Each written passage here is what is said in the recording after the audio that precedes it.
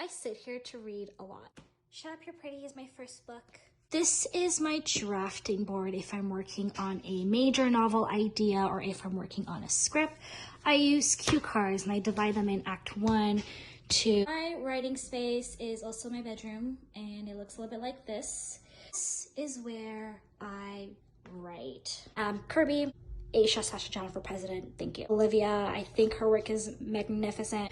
Morgan Parker is probably one of my favorite humans in the entire planet. Wow. Billy.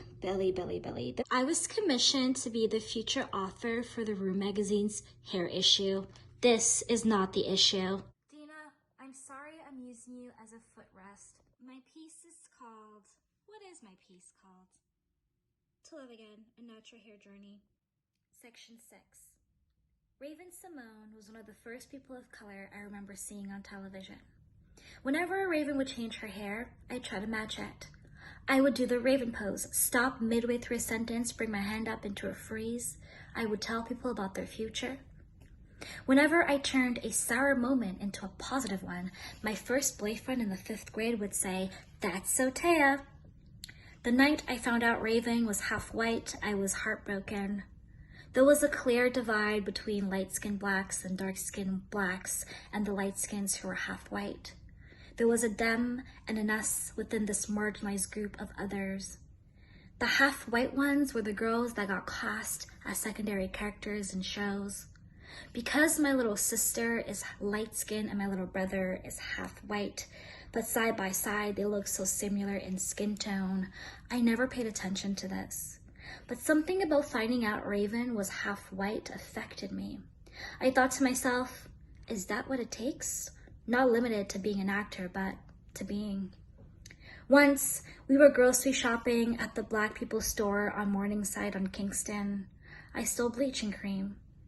The instructions said to test a formula on a part of your body first, so I rubbed it on my knees. I rubbed it for weeks, waiting for results. I rubbed until I finished the bottle. Nothing happened. My knees are still as dark today as they were back then. But for a few months, I was under a placebo. If Raven had twist, I had twist. If Raven had curly hair, I had curly hair. I couldn't wait for the cream to work on my knees so I could apply it to the rest of my body. I am really enjoying watching people's live poetry reading. Instagram Live is saving lives right now. I'm learning new things about writing. I'm learning things about craft that I normally wouldn't have access to, so that's pretty freaking neat. I live alone in Kensington Market.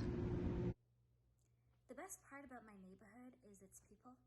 When I'm feeling stuck, when I'm feeling lonely, when I'm feeling isolated, I go for a walk and there's going to be someone who owns a store here standing outside of the storefront waving at you and happy to see that you're still keeping up with yourself, keeping up with your health. There's always someone in the corner playing the guitar because we need music and we need people and we need connectivity. And despite the fact that we can't shake hands and hug, there's still a lot of waving happening in the market. There's still a lot of people just reminding each other that no one's going through this alone. I think it's the most important and beautiful message. It's what I'm learning about my work. It's what I'm learning about my industry. It's what I'm learning about myself, is that I can't go through the world by myself and neither can you. And I hope that that's what we all take out of this crazy thing we're experiencing together.